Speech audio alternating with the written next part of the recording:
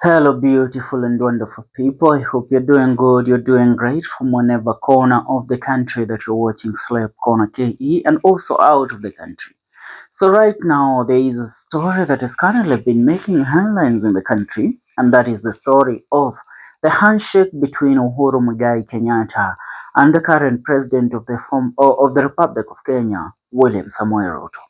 So allow me to be sincere in this manner and allow me to tell you it point blank on what this affiliation between President William Ruto and Uhuru Muigai Kenyatta means to the people of the Mount Kenya region at large.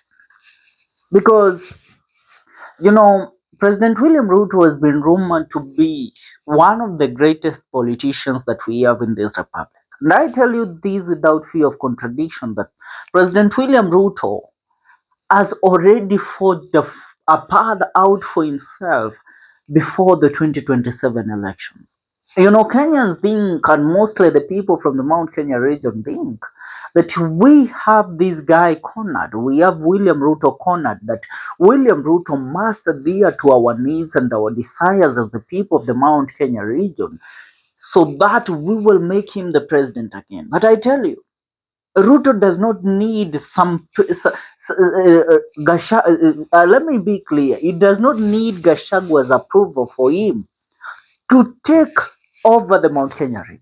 He just needed what he did yesterday, and that was having just a show of him and president and the former president Uhuru Muigai Kenyatta together. A lot of people in the Mount Kenya region realized that they wronged Uhuru Muigai Kenyatta. A lot of people realized that they messed with Uhuru Muigai Kenyatta when he gave them the person that they should elect as the president of the Republic of Kenya come the year 2022, and they pointed fingers at him, calling him a traitor. So now they are coming to realize, they came to realize that Uhuru Kenyatta was right, and he wanted Raila Odinga because Raila Odinga meant what's best for Kenya.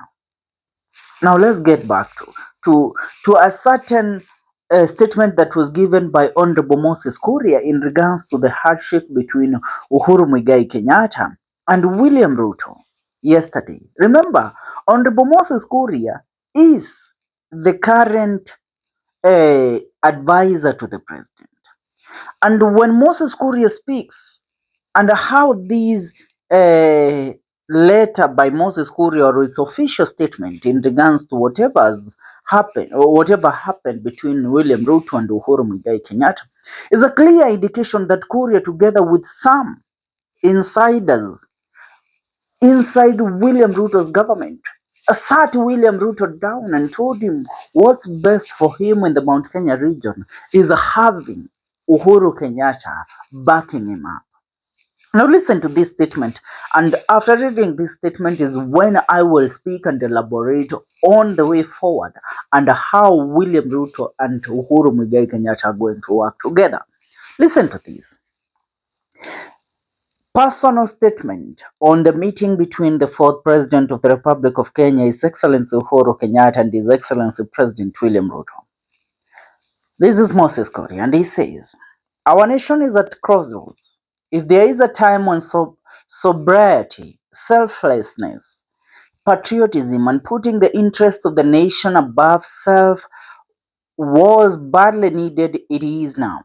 It is the economy if the economy totally collapses and Kenya becomes a failed state, none will be the winner. Closing ranks and forgiving each other is much easier than having to deal with the aftermath of a failed state. In this regards, I wish to thank President Kenyatta and President Ruto for choosing the nation over personal or sectarian consideration. Coming out on the heels of the formation of the broad-based government by President Ruto and Prime Minister Raila Odinga, it is another affirmation of Kenyans' resilience, stubbornly rising to the occasion when everyone expects us to jump to the abyss. On a more regional perspective, As one from Mount Kenya region, the historic meeting offers a unique opportunity for introspection.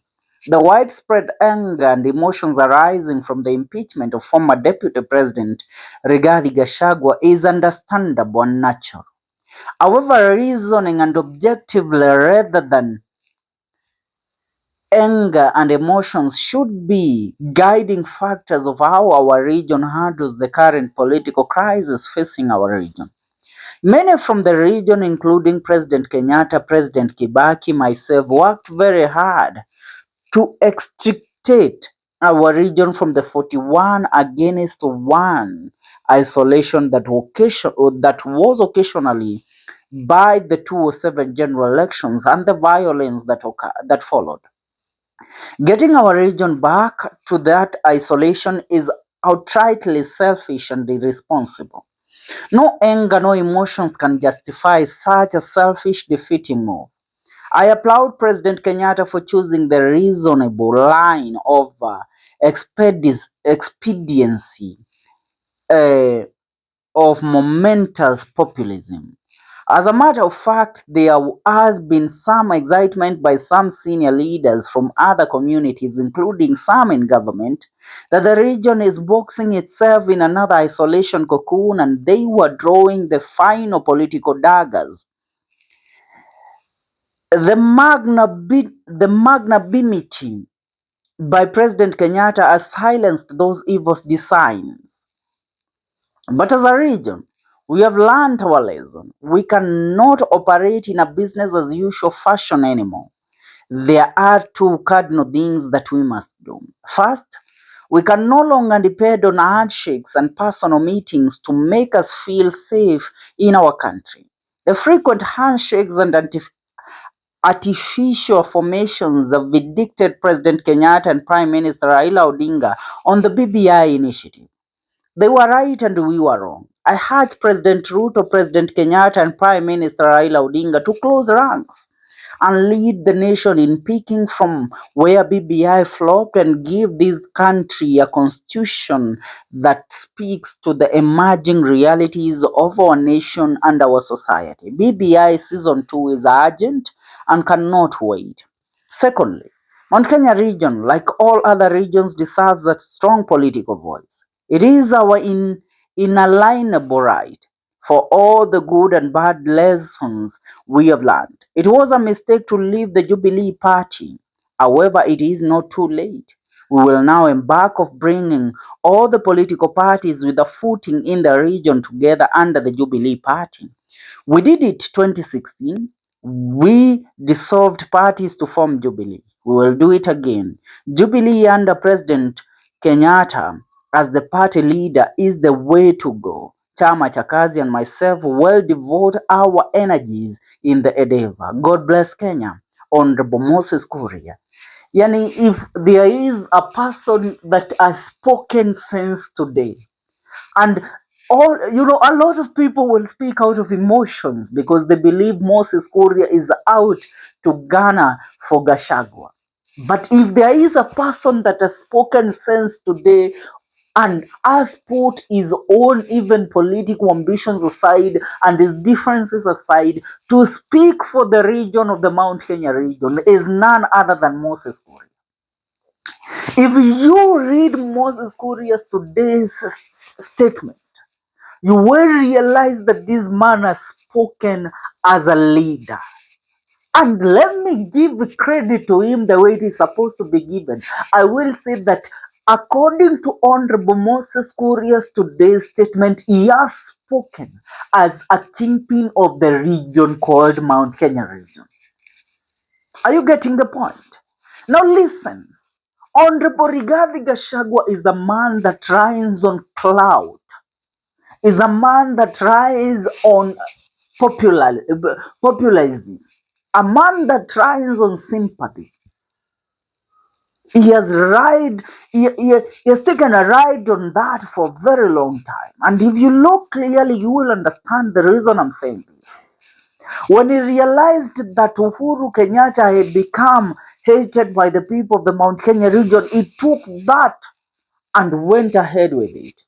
When he realized the people of the Mount Kenya region have realized they made a mistake of defying Uhuru Muigai Kenyatta, he took that and went with it where he started apologizing to Uhuru Muigai Kenyatta. Now, after he realized the sympathy that he garnered for him being impeached, he also took that and rode with it. Now come to this point where now we all realize the mistake we made as a region to defy Uhuru Muigai Kenyatta, to not realize the way forward for our regional politics.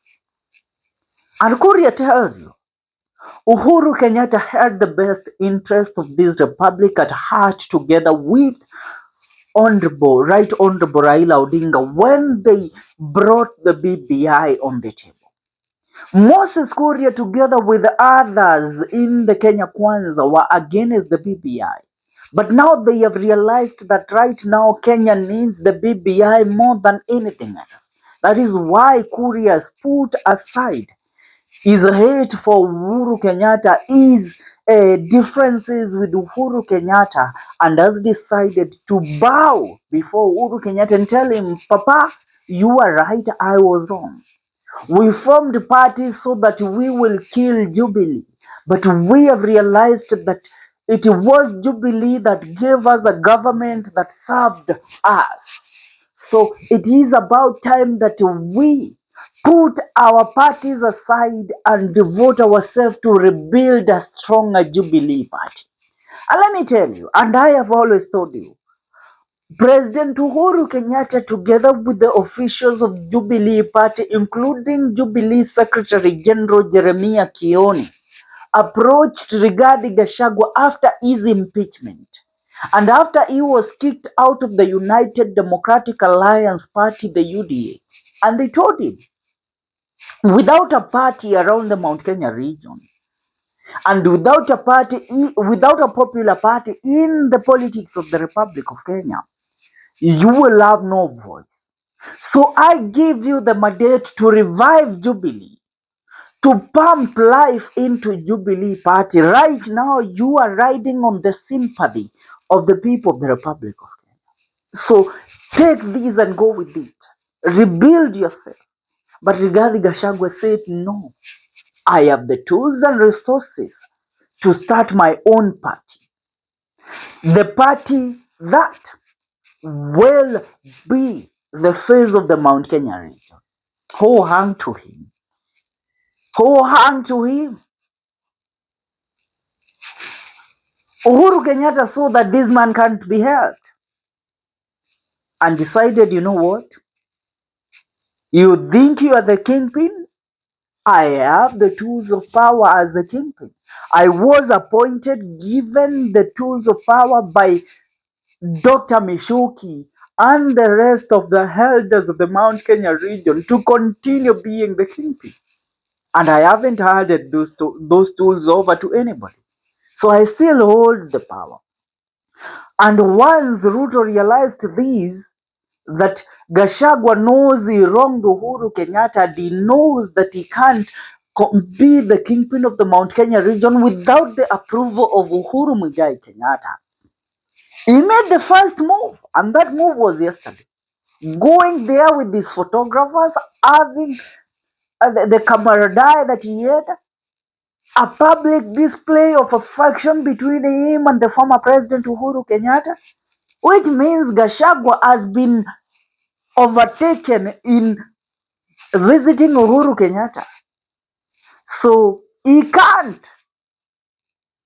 He will prove, if he does that, he will prove to be a weakling. And you know that man and his ego.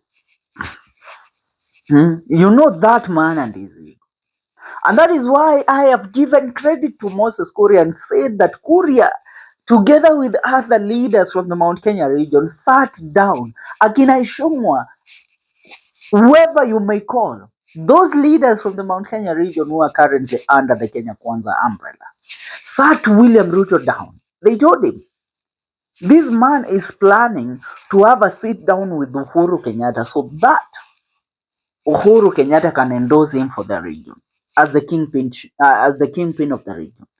So for you to tame this man, you are the president. Go ahead, have a conversation, have an understanding with Uhuru Kenyatta. Meet him, display that affection, show it to the public, because the public buys what they see. And Ruto, being the good political student is, took that.